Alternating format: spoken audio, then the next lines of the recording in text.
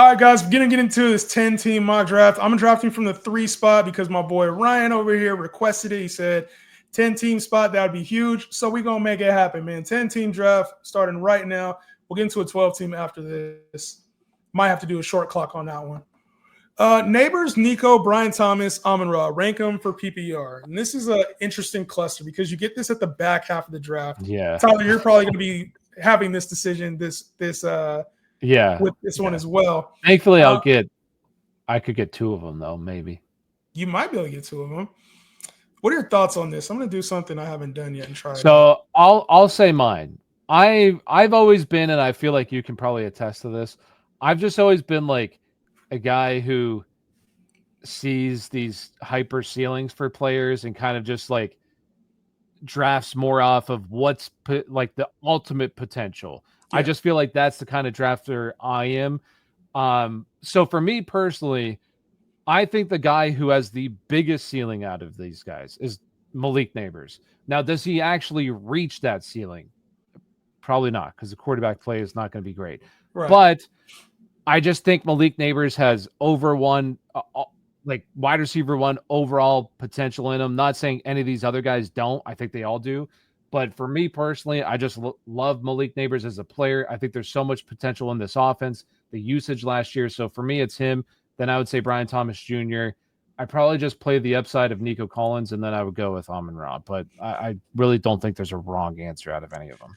I feel like Amon-Ra has become the boring pick here, and it's kind of crazy because normally we're thinking about Amon-Ra St. Brown as like a 1,500-yard floor type guy, 1,500-yard floor, and maybe he still is. Maybe we're just not giving him enough credit, but he's also the boring pick here. He's the one that doesn't have the 1,800-yard upside because I think Nico has it, I think Neighbors has it, and I really think Brian Thomas Jr. has it.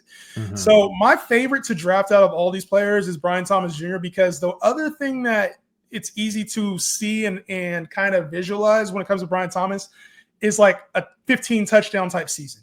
And I don't really think Nico has a 12 to 15 touchdown season. I don't really see Neighbors with a 12 to 15 touchdown ceiling. I don't see St. Brown probably has it, but he's closer more like a 10 to 12-ish. Like Brian Thomas has that like Randy Moss type ceiling. And so that's why I think of Brian Thomas. I'm like, ooh, if I had to pick out of all these 4, I'm taking him for the ceiling and getting some safer players later. If it's next up, it's Neighbors. And I think Neighbors has that like 120 catch potential. I think Nico does too, but I think there's enough bodies in that offense to kind of warrant like maybe Nico doesn't have the season everybody thinks. And then St. Brown's just the safest. So my order would be BTJ, Neighbors, probably St. Brown, and then Nico. Yeah. I tell this to everyone though, like that range of wide receivers, I don't think there's a bad one to target. I think they're all excellent wide receivers with huge upside that I'm okay with taking whichever one.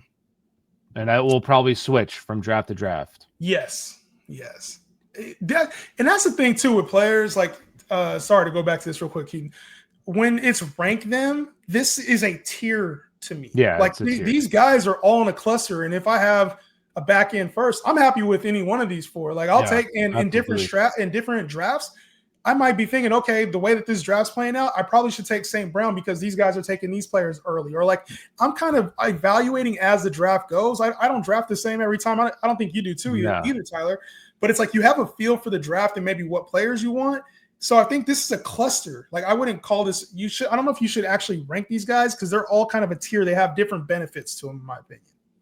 Yeah, and there's some times where I'm just like, he's higher in my rankings, but I don't care. I just want to take him. Like I haven't really drafted him a whole lot, so I want to draft him because I think he's a really good player. So what about? I get this a lot too. It's like because we do multiple mock drafts.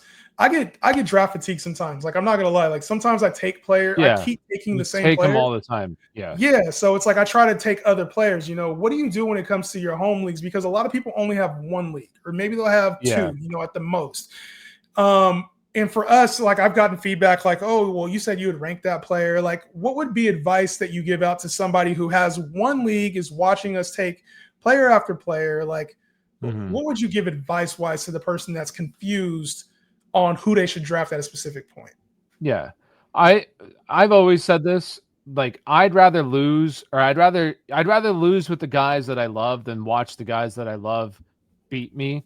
So like for me personally, like if I have a guy like Malik Neighbors the highest out of them, and I have Amon-Ra or Nico Collins the lowest, like who cares? Like if you really love Amon-Ra St. Brown, you think he's going to be great, then just take him. Like at the end of the day, like if I had one league, it would just be the players that I really want. So for me, I would take Malik Neighbors at 7 because I love Malik and I think he can have a great season, but I wouldn't be shocked if he's kind of a dud. So I'm fine with like for me personally, what I would recommend is just take the players that you really want if you have one draft and just live with the results. And if it doesn't work out, it doesn't work out. Because guess what? There's really a reason hard ADP to win anyway. is here. Like ADP is it's where everybody's kind of valuing players, right? The average person is valuing players. So it's not like there are values in the draft. I 100% think that there's like massive value sometimes with ADP. We all have groupthink sometimes, and a player is either too high or too low. We've talked about that with CeeDee Lamb, with Devontae Adams. It's kind of like groupthink will affect that. So I think when you get into a draft, you have to like really just be in the feel of the draft. And mock drafting is important. But when you go into your real draft, it's like you talked about it. Get the players you want, but then also build the team that you want. If you want a team with upside, just take those players. If you want to build a team with value, take those players because we don't know how often your league mates pick up and drop players. We don't know how often your league mates trade. Your league could be flipped instantly, and there's a lot of deals going on in your league. That's a different type of team that you draft than the team where there's no trading. There could be auction values associated where you have to bid to get players versus like your pickups are standard. That's a different type of draft. So I think knowing your league settings better than anybody else and drafting the players based on that is probably the best strategy in my opinion. I know it's kind of a general statement, but like I think there really is a matter of like you got to know your leagues, you got to know your league mates, and how competitive is your league. Because like, and if you're in one, you should probably know. You know what I mean? Like you probably know. Like I have my home league with all my high school friends. They take running backs. It doesn't matter. They take running backs super early, and you'll see like so many running backs in the first round, even in the second round. That in a normal league, they're probably going more like 4th, 5th round, but they just feel like, oh my gosh, I need to take one just because everyone else takes one, that they get pushed up the board so much. So it's like, that's just how that draft works. And you find value at the wide receiver position because that's how it works. But if you're one of those guys where it's like, I got to feel good about my running back, well, you better be taking one early, and it's going to be much earlier than what they typically go because that's how the league drafts. So yeah, I agree with you. Like just knowing how, but also don't be afraid to pass up. Like because you talked about this with the quarterback position. Don't be afraid to pass up on the run just because you got to feel like you have to take one of these. Because when a run happens, it creates value somewhere else. So like the wide receivers in those leagues get pushed down the board. So you could be starting realistically with like a Brian Thomas Jr., Malik Neighbor, or if you go early wide receiver like CeeDee Lamb, and you could get Brian Thomas Jr. in those leagues just because they get pushed down the board. So I'd rather have something like that than like take fucking CeeDee Lamb in the first and then like, no offense, but Joe Mixon in the second round just because I feel like I got to take a running back to match the other guys. You should have said like a Bucky Irving. Then I've been on the same page as you. I would take him. I would take him there. Yeah, good questions, man. I think it's good to have those conversations. And sometimes you got to think about it, at the end of the day, especially if you're in a league that's like $25, $10, $0, like have fun in that league. Like fantasy gets super competitive, and it gets a point where like week 7, week 8, you end up like, if you don't draft the team the right way, you hate fantasy. Like if you're losing and you're like, your record is 2-5 week 8, you're like, I don't like this right now. It's not fun to watch. I don't want to care about my league. So at least if you have players that you like in a less competitive league, I would say just go err on the side. Even if you're in a $100 league, I'm gonna be honest, and I know $100 is. I'm not saying that's the same value for everybody. I don't want to. Yeah. $100 league, you spend 6 months out of the year, even more, to win like $500-$600, and that's only one person. Money. Yeah. And the other person's gonna get $200-$300, like in $100, get your money back. So I would say like I had to learn that over time is like I would rather have more leagues so I could have more fun. But also if I have one league, it's important not to like let that shit take over your fucking life. Yeah. Because it will. Yeah. 100%. It will. On a serious note, that looks insane to me. Is Scat Pack Cam, especially as the receiving back? Yeah, I don't know if I fully believe this yet. Yeah, well, I mean, this is a we'll see moment. But yeah, if it is, yeah, like once again, the ambiguous backfield's talked about a ton. It's a backfield that I do want a piece of. So if somebody takes Tyrone, a lot of times I feel like I'm kind of a Tyrone Tracy truther. I really liked him last year, and I really like him again this year. So I feel like I'm usually the guy that takes him first in a lot of drafts. But if somebody takes him before me, and Cam Scatterboo's on the clock, I'm fine with taking him. Like I just want a piece of this backfield. yeah, I don't want a piece of this backfield. I kind of like just skip this backfield in general. And even though we've talked about this a lot, the ambiguous backfields, somebody normally hits, and they normally go for at least top 15-ish type value. So I hear you. It's just for whatever reason, like I think this backfield, I kind of just skip out on this one. This is like I drafted Najee last in the mock we just did at the very last pick. I'd rather take a chance on Najee later, or like Tank Bigsby later, or like Braylon Allen later, or like I would rather just get a receiver around that range and get one of those other the backup backs. I think there's other better ambiguous backfields than that one. Personally. Oh, that's fair. Personally, I think that. Damn, okay. Let's go Mahomes here. I was looking at my team. I'm like, bro, this team is stacked. And then I was like, oh shit, it's a 10-team league. Yeah. I was like, bro, whoever asked for you, Ryan, you asked for this, bro. You said 3-spot, that'd be huge, bro. This is if you can get a team like this, yeah, bro. Good looking team. Yeah. Especially like for a 3-wide receiver league, too. Yeah. I feel good about this one. Let us know your guys' if you guys have any other questions for Tyler and I. Also, too, Tyler and I don't know if you guys are familiar. People who are watching last season, we did a lot of side content as well. Some shit you would only see that wasn't live. So Tyler and I are going to plan on doing more of that, probably being in podcast format. So make sure you guys are checking those episodes out. If you have topics you want Tyler and I to discuss on those episodes, either drop it in the live chat right now, or if you're watching this afterward, drop it in the comment section, and Tyler and I will go over that. Any off-season, preseason takes that you want us to debate, go over, discuss, let us know in the comments. Also, if you're watching and you haven't got your ticket to fantasy football training camp, please go get your ticket to fantasy football. I promise y'all, it's going to be hella fun, man. I was setting it up the other day, Tyler. Like, we have to, go through the actual event itself. And, man, there's going to be conversations about every single pick. So you'll be able to talk with, like, other people about what pick you're at. There's going to be a $1,000 Survivor League. So Bet Openly, shout out to Bet Openly. They're sponsoring a $1,000 Survivor League, free to enter for whoever's there. We also have Player X is giving away a PlayStation 5 or Xbox, whichever one you want. So we're going to have a winner there. Austin Eckler's special conversation. Dante Culpepper is going to be live there. Some of the GOATs in this thing. Brad Evans. You guys know Brad Evans from Yahoo? He's going to be there live and in person. We have a lot of the top analysts in this space are going to be live answering Q&As. We will have a mock draft lobby just like this. Tyler and I are going to be mock drafting potentially if everything goes right, mock drafting this weekend as well. And we're going to try to fill up a league. So a lot that's going to be out there. And there's a lot more I haven't even talked about yet. And even a couple big notes that have not been fully announced yet. There will be things you want to be a part of. So if you're looking for something to do this weekend, if you're looking for a way to get better at fantasy football, if you're looking to get prepped for your league this year, this is the spot to be. Fantasy football training camp. Make sure you're there. That's a promo right there. Absolutely. That's a good promo. That's a promo. I'm about to clip that up and run it. I was laughing because I was like, oh, man. Rookie fever. Look at my last 4 picks. I know your picks, bro. You're a rookie guy, but like the thing is that kind of lineup has a lot of upside. I really like the running backs. Harvey and Henderson. I don't like the team, but yeah. This is my prediction. All right, this is my prediction this year.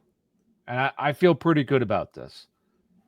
Last year was definitely the year of the rookie quarterbacks and the rookie wide receivers. Those guys were fantastic. Now they're going to be in the fantasy pool for years.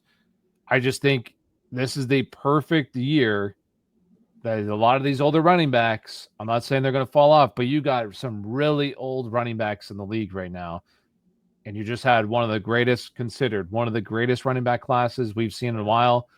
This could be the year where a lot of these rookie running backs, because they're good, like Travion Henderson, if this was a normal, like Travion Henderson, I feel like is just going too low for the player that he is.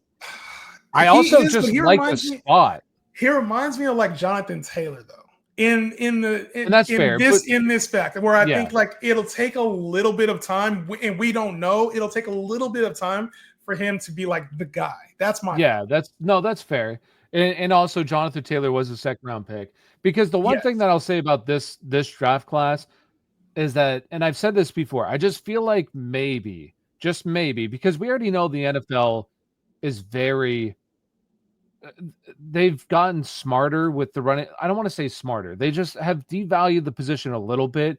But last year, I mean, the running backs were very good, but they're just not spending those high-end draft picks because it's smarter to build out the trenches than draft a running back with a top 6 like the Raiders did, kind of. Yeah. So and just because this running back class was so deep that I really do think a lot of these guys are going to be in the league for a while, not as starters, but like RB2s on rosters, and they're going to flush out a lot of these other players where maybe this year we'll look back and once again, we'll say, hey, beginning of the second round should have been treated as the first round, and third round maybe should be treated as the second round, or the fourth round guys that a lot of them were taken in those early fourth rounds maybe should have been treated as day 2 picks. So I just think that a lot of these guys landed in good situations, honestly, and I wouldn't be shocked if there's a couple rookies this year that end up finishing as top 10 or top 12 running backs in fantasy football because they're in good spots. I think they're good players. I think there's more likelihood of like a Henderson or RJ Harvey or Caleb Johnson or Quinshon Judkins if he can get on the field. I think there's a likelihood that one of those guys pops even more so than like Ashton Gentry's a top 5 running back. Like I think we're going to find one or two of those guys that enters, or Marion Hampton. I think he's being just drafted a little heavier than in this league right here, but he's just being a little drafted a little heavier than I like. But I think one of those guys around like the 25 to 35 range, running back wise, Cam Scatterbo, if you want to put him in there, I think somebody's going to pop in a major way. I agree. I think there could even be potentially 2 of them that could. I wouldn't be shocked. I know, like Malik Neighbors, Brian Thomas. That's what you're saying. Like something like that. Well, I know that those guys were like super, super rare, like those guys, but I could see like kind of what you're saying, where even Ashton Gentry is more of a, he could be a top 5 running back, but I wouldn't be shocked if these guys are like kind of Ladd McConkey-ish, where they're more of back end RB1s rather than like obviously a wide receiver or RB5 or something like that. But you could have injuries where running back position was very healthy last year. And one thing is that, and I looked at this the past 10 years, is that you typically have, on average, it's 5 running backs that break out and become RB1s their first year. Last year was the lowest year in the 10 years that happened. Wow. Because the guy stayed healthy. The rookie class was bad last year. It was not a good rookie running back class. This could be the year where, hey, it gets closer to the norm now, and it's 5 this year that break out, and you could have 3 of them. I think that there could be 3 rookie running backs this year that could finish as RB1s, and I wouldn't be shocked if like Henderson or RJ Harvey, even Caleb Johnson, who the hell knows? Maybe Caleb Johnson's a stud and a workhorse running back there. So also, even like later round guys, I kind of like, I'm really getting on the Dylan Sampson train, because I think that there could be a lot of potential. You didn't like him a couple weeks ago.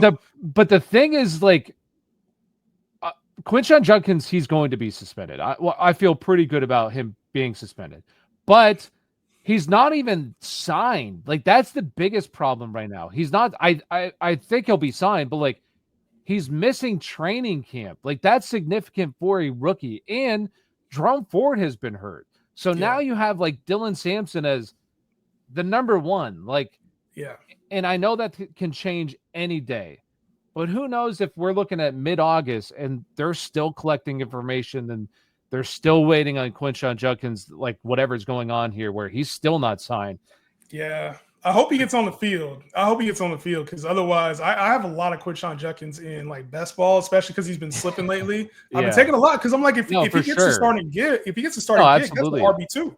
But yeah, he's got to get on the field, and like you said, who knows what other stuff's going on or could come out. So obviously, it's not good for him. He ain't even signed his contract yet.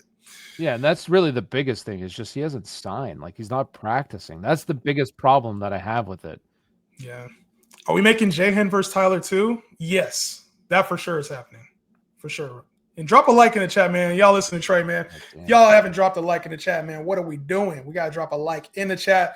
12-team mock on the way right now. Last pick of this one. See a lot of waiting for quarterback in this one. I don't mind it, though. Well, in 10-team, I kind of do but I just think this is going to be a year where I mean, if Kyler, you got Kyler, bro. Like, if Kyler's top 5, nobody's going to be shocked. And it's been trending like that. We're just like the past couple of years, you can wait on quarterback and you find that's the latest I've ever seen you wait on a quarterback. Yeah, I've been doing a lot because I've been getting my boy Drake May. I love Drake May. Ooh, back on the Drake May train, huh? Oh, I'm always on the Drake May. Although the other guy is, and I would have taken him. He didn't even go. Justin Fields. I mean, I would have just kept waiting for him. So I've been abusing Justin Fields. Pause. I've been abusing taking him, him for sure where he goes. I mean, I think he's going to be one of the best values in drafts this year at any position, not even just the quarterback position.